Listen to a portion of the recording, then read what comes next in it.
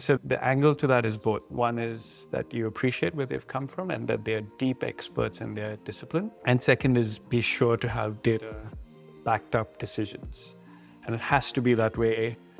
The slower and the better and the more researched you are in a decision, the more connection you'll get to the outcome of what you're trying to do.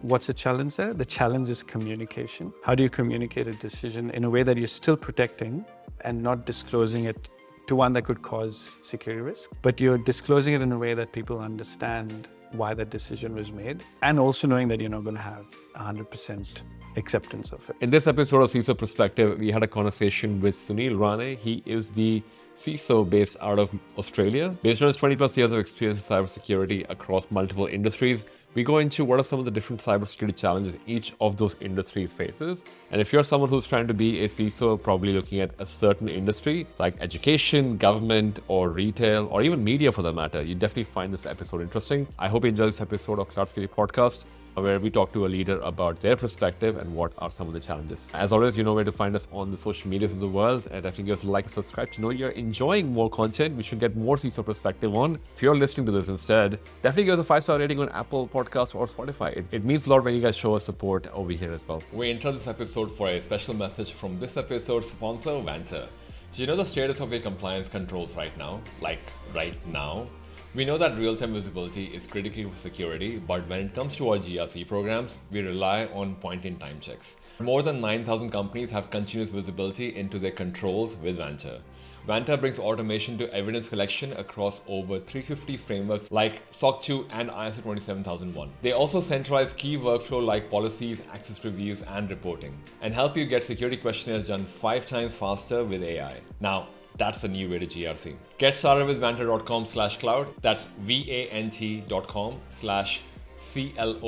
to get started. Now back to the episode. Welcome to another episode of Cloud Security Podcast. Today we're talking to Sunil. Welcome to the show, man. Thanks for coming in. No problems. Thank you. So maybe just to set the scene, if you can tell us a bit about yourself, what have you been up to? I don't want to say I'm a veteran in security, but I've been here for about 20 years in security now. Yep. I think for me, the part about security is it's ever changing. And with that, for me, I've done 2 things. One is change the landscape of what I do in terms of industry, and also change the landscape of the different areas in security. So right from operations, engineering, compliance, risk, all of it. Today, I've just started to hop into it. I'm sure we'll talk about this media for about 6-7 months now, so we can go and explore that. But I'm trying to apply the security skills in the world of media. And for me, it's more of a learning and what that is. And how many of those were a leadership role? Probably 6 leadership roles now. Yeah. Between different industries again.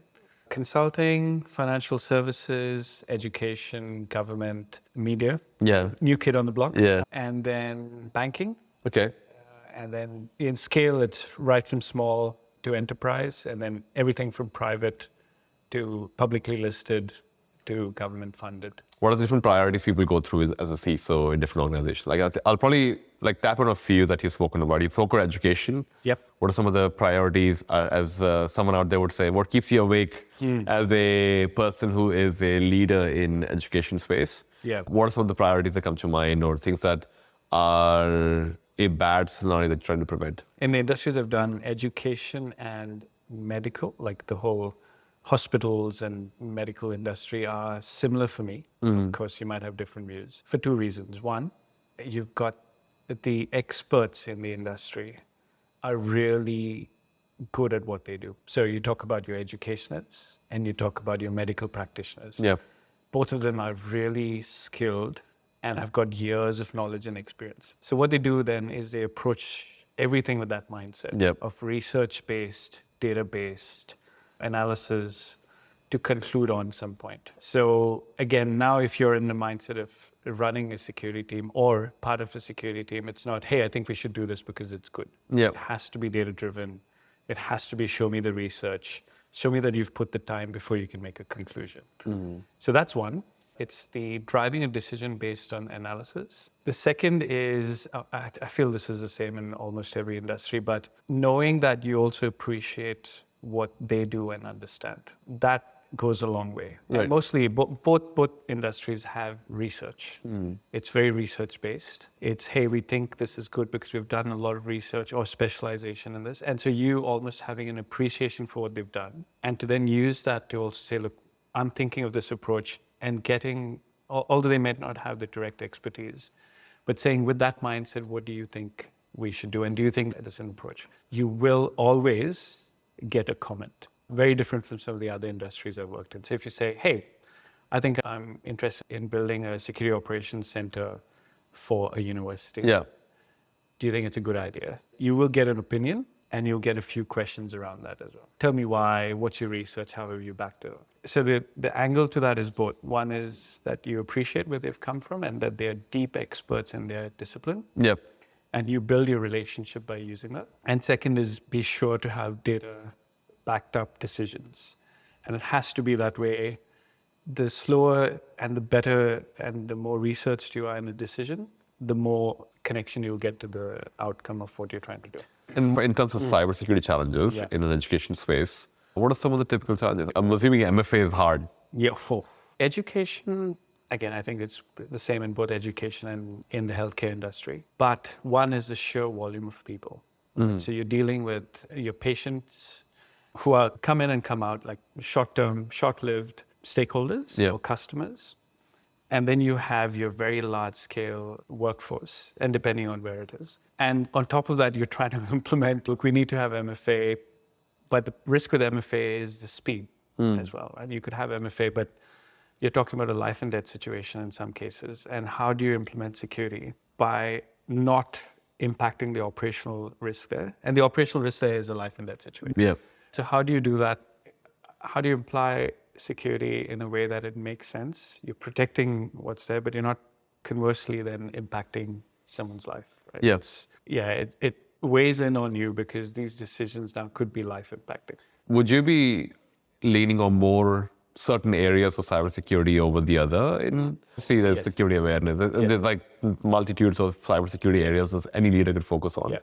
What are some of the areas that you focus more on in the education or, I guess, healthcare space? Yeah, I think the first one is, look, this might sound the same in most industries, but the first is even the sheer understanding of your landscape. And one of the things in healthcare is it's quite large. Yeah. There are multiple points, both OT and IT. The first thing you got to know as a CISO, no matter how long you take, you can't cover it all, but at least you have a good understanding of the landscape. So that's the first prioritization, to understand your landscape and also understand the different elements that interact with it, whether it's people or technology or research. But also knowing and taking a deep breath and meditating, saying it's okay that you understand as much, but you're not going to be able to understand everything. It's a hard fact. Yeah. As much as you try, it'll take time, but you can't get there. And so then trying to focus on which are your prioritized areas to work on. I think that's one, is just understand the landscape. The other one is data. So we all talk about data, but here you're talking about really sensitive patient data. But there's a breakdown of that. There is sensitive data, which you go, look, if this was exposed, it could be a risk. Yep. But there's also sensitive data that's required for analysis. And so the ability to segment that, it's hard. It can be quite hard because you go, okay, if I have this information about Ashish, and that information, if it was exposed externally, could be a big risk. But there's also health data about Ashish, which has to be easily accessible in the healthcare industry for the doctors or the practitioners so that they can then make sure that Ashish gets the right medication. There's a fine balance between the two. So how do you start to segment that? So this layer of segmentation is you want the sensitive data to be present, but parts of it you don't want to be exposed, and parts of it you do. It's almost like a flip to say this kind of data needs to be available, right? So so there's asset understanding, data, and be able to understand that there's a split of the sensitive data that we call, where some of it needs to be available. Then comes the harder part of how do you now start to protect these areas and availability. Shifting gears a bit to consulting as well then. Does that change dramatically with consulting, or because I guess it's a one to many to one problem now? The thing that you have in consulting is, and depending on how large the consulting firm Oh yeah, because CISO to a small consulting firm, which is a large one. Yeah. Okay, fair. So if you're a CISO of a consulting firm and you're internally, you also have a CISO who's externally facing and internally facing, or you can have them distinctively separate. But the big risk there is you have a lot of data for a lot of companies. And you start looking at the segmentation of that data. It could be everything from healthcare, defense, just normal public sector data, enterprise, small, large. It's this big aggregation of data. And often the words we used to have in consulting is you're a honeypot at the end of the day. You're this large data set that if I got access to it, I'm not only getting access to one industry, I could inadvertently get access to a lot. Yeah. So suddenly this data problem that we talked about in healthcare, which is, yes, there's a different kind of split of data. In consulting, it's now a much bigger fish to fry. And then the regulation, so don't get me started on that. Because now you're having data from multiple industries, which also means the regulation complexity is different. So if you have banking information, you've got your HIPAA, your FIPS, your SOX, all the other compliance regulations, and then healthcare could be different. Yeah. So compliance complexity becomes very big in a consulting firm, but again, it's proportional to the size and the clients you deal with. Is data still then the biggest challenge in that space? But it's funny, right? It is still the challenge, but the way you have to look at it now is from you're an aggregator. Because you're not the owner of the data. Yeah, you're a custodian, you're an aggregator, you've got this responsibility, which allows you to then further work with other businesses because they trust you with the data. You're not the owner now, you're the custodian. It's not only how you manage data, but it's also how you forget data. This is a big one. How do you make sure it's forgotten as soon as the need is complete? So still data is a big problem. And you start to dig under the hood of what is the data problem in healthcare versus the data problem in consulting, it's very different. Right? It's still a data problem, right? But then when you start digging under the hood, it's a different kind of data problem. Because to your point now, you're from a healthcare perspective, you started on, hey, I want to make sure the patient's coming in. The staff has a way to log their information. That's still kept secure for whatever the time you're custodian for. But in a consulting perspective, you're completely flipping that. You're probably not even talking to the customer directly. But you have their data and you have some responsibility of compliance and standards and for that. And you've got different teams that are cross-sectioning that data and it's the same data. And you've got to be careful because you've gone and told the customer, hey, yes, we keep it sensitive. Hey, we make sure it's not commingled with other customers. Because they might competition as well. Because if you have one big giant retail company that you've worked for, you may not work with them anymore, but then you work with a new one now who's a competitor to the old one. How do you manage that Ashish, who worked on the previous project, doesn't do cross-contamination of data? And Ashish has the knowledge of it. Ashish is the expert that understands it. But now Ashish has moved from A to B. And this is the risk with data. That you don't have to carry on that data. You've got to segment it. You're Ashish. You're going through the washing machine now, making sure all your data is separated from client B. And you're now going to a new client, even though it's still retail. And so interesting. It makes it very hard. But again, it's a data problem. So would that also mean you'll be working across a broad set of technologies as well? Because to your point about in medical space, you have the OT space you're looking after. And your thing was just having a realistic assessment of what assets you have. What does that look like in the consulting side then? So your data assets are, I won't say complex, but there's a lot of information and the compliance layer on top of that is very large and can take years to manage. Your technology assets are different, but I would still say the healthcare is more complex. In consulting, it depends on what consult, but mostly if you think about, if you strip consulting down to its basics, it's, hey, I'm providing you advice. Hey, I'm coming to provide you some audit understanding of your environment, or hey, I'm going to come in and build a technology solution for you. That's mostly the case. I'm not building a technology solution in the consulting world.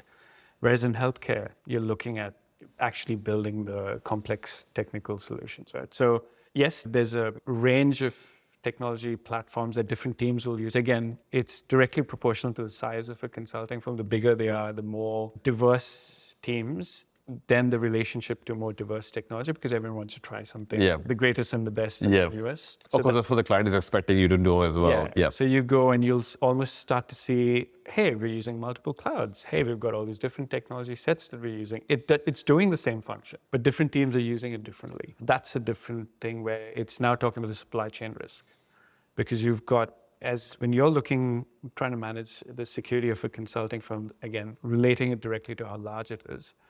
There's a big split of technology. And then if I come back to the data problem, the risk is that data being used on all these different technology platforms. And so you're almost sitting going, oh, I hope vendor or third-party supplier or fourth-party supplier doesn't get breached. Because if they do, Yeah. My first thing is, oh my God, are we using it? And then Right. if we are, then our breach responsibility, then coming back to what is the type of data that was on that platform that was breached? Does that client have regulations that we need to be worried about? If they do, how do we do reporting?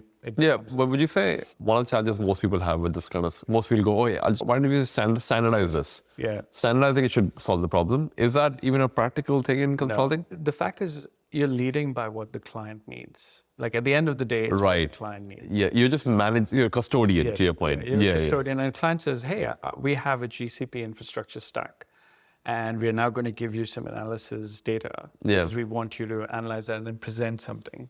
And depending now, if they go, we want you to present a new technology roadmap for our GCP stack, you can't say, wait, hold on, we're going to do this in an Yeah, because AWS is a standard or whatever. You can't just say, we can only do AWS. Yeah. And you can see, don't get me wrong, consulting firms have tried it. The bigger ones have, but in the end, they've realized you have to work with what the client needs. Or you say, look, we will only be a GCP operating company and we'll only consult for GCP services. Yeah, you're led by what your clients need. So it does create a risk. Yeah. Maybe shift some more gears then. The public sector, private sector combination that you had in your experience as well. Could you shed some light? I guess you don't have to name the companies, but in terms of how that dynamic was and what are some of the challenges you would have faced in that, or cybersecurity challenges in those kind of industries? If you're public sector, you're working in public sector, what happens is the community and the citizens of that country or state are watching what you're doing. Yeah, okay. And everyone has an opinion, right? And it doesn't matter what decision you make on security or you're making a decision for the community. You'll always have a group that'll say, I don't agree with this view. You'll always have it. You can't win everyone over, right? So in public sector, then the risk there is a lot more coming back to what we talked in university, a lot more of communicating about that decision externally. Okay. Whereas in healthcare, you're communicating it to your practitioners internally. Yeah. In public sector, you've got to have discourse and communicating that information externally. The citizens of the country. The citizens of a country, citizens of a state, community, so that no one says, hey, it's our taxpayer money, what are you doing with this decision? Right, It comes down to those basic facts, right? Yeah. So yes, we entrust you to make the decision, but also we equally entrust you to tell us how you've made that decision and you've communicated about it continuously. And it's funny because in security, sometimes some of the decisions you're making have to be kept private because that could conversely then have an impact on cyber. You don't want to open the kimono. Right? Yeah. And so how do you do this communication to general public in a way that you're respecting that you're spending taxpayers' money and also expecting that no matter what you do, you will get an opinion from the public. So that's the difference in public sector. Private sector, it's not as much. Again, depends if you're listed versus not listed, private versus not. And lucky or unlucky, I've had the experience of working in a private sector where you've got regulators that's public. Okay. And so now the other risk is you've got a public sector regulator who's asking you questions on what you're doing. But then you also have to understand they're asking you questions because they now have to report to the public. So how do you do that long chain? It's very tough. To coming back to your question of what's the challenge there? The challenge is communication. How do you communicate a decision in a way that you're still protecting and not disclosing it to one that could cause security risk, but you're disclosing it in a way that people understand why that decision was made, and also knowing that you're not going to have 100% acceptance of it. So very different risk. And then again, to your private, independently operated or private operated with a public sector regulator. Interesting. Changes the dynamic. Finally, the media part as well. Now, obviously, you've been in the space for some time now. Within a few months of being in the space, what has your gut feeling been about challenges and what makes this feel unique compared to other ones? But I'd call media as a pure play security decision-making entity if you're in media. And the reason I say this, and I'm still trying to explore it, I still haven't found the answer here. But when I've seen across media, across the world, I haven't found any strict regulations for cyber. And so most of the times when you're making a decision, again, healthcare, finance, education, government, you can anchor it to something, a standard, and saying, hey, look, sorry, it's not me, but we need to comply to this standard. You can't do that in media just yet because there is no strong regulations in media that says, hey, if you are in media, you need to comply to NIST or CIS or something. Doesn't exist. However, media just loosely says today in regulation that you need to have a good practice of cyber. What does that mean? So now, why I call it pure play is you make the decision as a company. Say we will follow standard A or B, or our practice for cyber will be this much. Now the question is, you can be challenged by your board or your internal entity saying, that's not what the regulation says. Why are you following this? Right? Why are you not doing this? In Australia, there's Essential 8 as a standard. Why are you not doing Essential 8 and why are you doing NIST instead? You've made that decision. I'm not saying this is what the regulations need. The challenge I'm having is you are literally, with all your experience in cyber, trying to demonstrate why it's a good framework or a good practice to follow. There is no standard that you can align it to. And just it's easy to say, hey, look, sorry, it's not me, this standard. That is hard in media because it's not mature compared to some of the other entities just yet. Also because Essential 8 is like, for context for people who probably don't know what Essential 8 is, it's like the Australian government version of, hey, if you do these 8 things, you're good. So most people who don't have a regulation would go, I just need to do Essential 8. Why do we need anything more? And it's very, really scary. And they go, yep, that's all we need to do. We need to do Essential 8. And then you go, you're right. Because you break it down and go, it's only 8 things. But then you're inadvertently giving the wrong idea to say you do this 8 things and you say, that's not the case, right? In reality, it's far from it. But I think most people just rely on, at least in the Australian context, I'm sure there's the UK context, NCSC, I think they're called. All of them, they would not promote an American one because technically, to be point, NIST is American, CSF is American. Be like, oh, that doesn't apply to me because I'm in Australia. I don't really care. I want something which is local. But to your point, locally, there is no standard for media industry. Not just yet. So if you're establishing a new standard, getting the people on board for, hey, this is what we should do because this is the risk. Or either we accept it, but at least we need to be aware of this is what we are kind of exposing ourselves to. And I'm sure every practitioner in security has this problem or issue, let's just say, is there's too many frameworks. So what will happen, to your point, hey, we're in Australia or we're in the UK or we're somewhere else in the US, we'll build a framework for that industry. Then you unpack that framework, it's actually aligning to the same thing. And I'd love to be in a world where there's a universal framework for cyber, but we know... that won't happen yet. That's a fallacy. It won't definitely. It'll take too long. But at least some framework, it doesn't matter if it underpins it, that would be good. But so here, coming back to how I talked about compliance complexity in consulting, it's almost the opposite. There is no compliance. So now you've almost got to establish compliance, but you've also got to justify why that is required. And it's a lot more because you've got to justify based on what I say pure play. If you don't do these things, you will get hacked. Not if you don't do these things, we don't meet compliance standards. It's very different. And I think this is where we are thrown into the bus of, hey, you're scaremongering. You're basically just making us feel that, oh, if we don't do this, the bad people on the inside are going to come and take us, whatever. Fair. I think and we try not to. So we try to say, look, let's not approach it from a scare tactic. But sometimes, because there is no framework, sometimes you've got to. It's a balance. It's all a balance, right? Because I almost feel media is such an interesting industry. Technically, the product is public. Either I've paid subscription for it or it's free. Or it's on YouTube.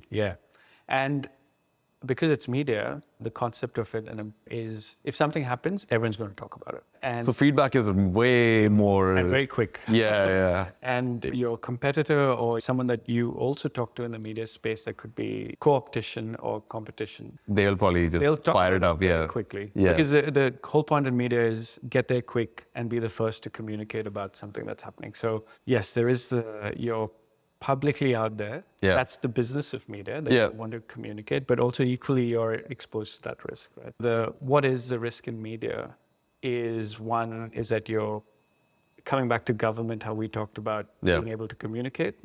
Here you're on a public pedestal. If you don't talk about it, your competition is going to very quickly talk about it if there's a breach, etc. So how do you balance that? It's easier to come out first. Because I guess it's also an industry which is not thriving on talking about how secure they are. It's thriving on how entertaining we are, how informative we are. Very different to, say, a financial sector. Where it's important to build trust and go, oh yeah, you should trust the data that we're sharing with you guys. The lens that I'm using, and I'm sure a lot of media companies are using it, is availability. Very fundamental in our CISO. Yeah.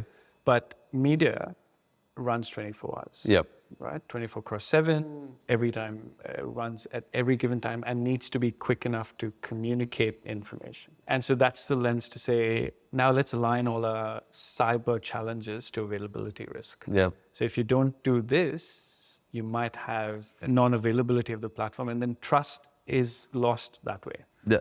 Because now I'm coming to this and I'm not getting the information that I need, but hey, the competition's talking about it, so I might as well go listen to competition. Trust is, it's not the trust of a bank or a financial industry, but trust is whenever I listen to you as a media platform or an agency, my trust is that you're always there. Yeah. And I might not listen to you today, I might listen to you a week from now, but when I want to listen to you or hear or from you, I know you're there.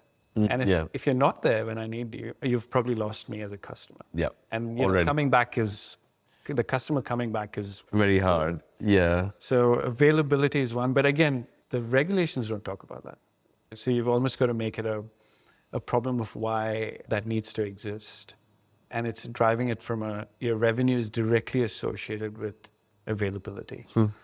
Right? So Interesting. Very different way to play. But that's why I said a pure play. It's not a framework-led decision. It's if we don't do this, we're going to have this impact. Talking about the CISO skill set as well, because a lot of people obviously are in the cybersecurity space, perhaps senior engineers, architects, or SOC people, and otherwise. Having worked across a lot of these different kinds of industries, what are some of the skill set that you feel are foundational to becoming a CISO? I think this goes from the time you say you're going to start being in a leadership position or a collaborator position. The ability to communicate with your peers on what you're doing. It sounds very simple, but it's also equally very hard, because that ability to change tact based on who you're talking to and change the dynamic of your language and skill to be able to communicate.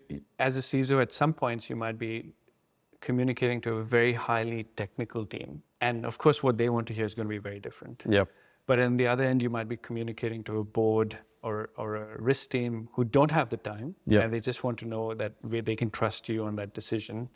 How do you then communicate very quick, very sharp, and be able to, for your peers to know that they have trust in what you're doing? So I think very early on when you start getting into leadership is that the language skill, and I say language, it's not spoken language, but the ability to go from technical to very non-technical if you need to, but be able to, throughout that, explain the risk and the security. It's tough. And it's not, unfortunately, I'm sure you have the same way. People come and say, how do I get to becoming a CISO? You go, look, you need to develop that skill, but develop that skill early, because it takes years of practicing it. It's not going for training and you go, yep, I'm certified.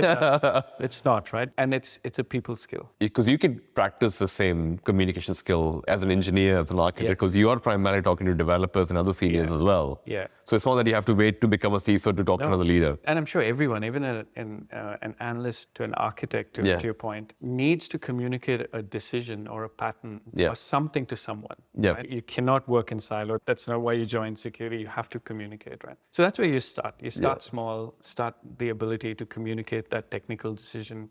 And very quickly you'll see, as you communicate with different people, they understand it differently. Yeah. And the idea to go, okay, was that okay? Did you understand it? Get the feedback. That takes time. That takes time. The other thing is your ability, and they say this in any leadership position, is the higher you go in leadership, the lonelier it gets, because you are the person on a decision. Yeah. So very quickly being able to build your peer network, again, it takes time. So you can't go, hey, I'm a CISO now, I'm just going to go out to the market and build a network. You can't start that way. You've got to take years to build it. It's not just connecting and saying we're done. It's the conversations, the ability to call someone up when you need some support, very important. So your communication skill, your collaboration and networking skills. We don't talk networking in the purest, hey, let's exchange a card, but deep, meaningful networking connections. And then negotiation. And we negotiate all the time, whether it's at home, whether it's in business. But negotiating to say in a way that, okay, I need to understand what you need, but I also need the decision that I want endorsed, whether it's budget or a framework or strategy or people or team. How do you negotiate that in a way that the other person doesn't feel that they've lost something? The art of negotiation really, if both of you walk away going, hey, I think I really won something from this, that's good. But how do you get to that? Again, it's not you can read a book on negotiation, but you won't master the Yeah, skill. you're sort of, it's like learning how to swim by reading a book rather than actually being in the water. Exactly, right? It takes you years and the muscle memory and the intelligence. So Yeah. I would say that's really important. Awesome. Those are most of the questions I have from intruders. I've got 3 fun questions. Okay. What is it that you spend most time on when you're not solving CISO challenges across multiple industries? Exploring. So I love to explore either whether it's food, I love food and trying different cuisines, or just exploring a new country or a new city, or looking for where my next travel destination to Yeah, fair. What is something that you're proud of that is not on your social media? The number of days I've spent on Duolingo. That's a good one. Yeah, I think that not that I know the language skill, but I think I'm at 400 continuous days. Oh, wow. Which is good, but don't ask me my language skill. Yeah. Fair. Or what language were you learning on Duolingo? What is your favorite cuisine or restaurant that you can share with us? For those of you who know me, it's Arabic food. Any given day, you wake me up and it's Arabic food. There's a little small place in Melbourne, and I've tried food all over the world, but there's a little, really small niche place in Melbourne called, an amazing name, SEO to its max, it's called Middle Eastern Restaurant. In case you're confused what we serve. In case you don't know what it is, it's Yeah. Middle Eastern Restaurant. And shawarma is the go-to for me. Yeah. And they just really make very homely, shawarma-based dishes, and that's my go-to. Interesting. No, thanks for sharing that. Where can people find you on the internet to connect and talk more about all this, man? Yeah, LinkedIn is an easy place to reach me at. So I think that's probably best, and we can take it from there. I'll drop that in the show notes as well. Thanks so much for coming in. Thank you. Thanks. Thanks. Thank you so much for listening and watching this episode of Cloud Security Podcast. If you've been enjoying content like this, you can find more episodes like these on www.cloudsecuritypodcast.tv. We are also publishing these episodes on social media as well, so you can definitely find these episodes there. Oh, by the way, just in case there was interest in learning about AI cybersecurity, we also have a sister podcast called AI Cybersecurity Podcast, which may be of interest as well. I'll leave the links in the description for you to check them out. And also for our weekly newsletter, where we do in-depth analysis of different topics within cloud security, ranging from identity, endpoint, all the way up to what is the CNAP or whatever a new acronym that comes out tomorrow. Thank you so much for supporting, listening, and watching. I'll see you next time.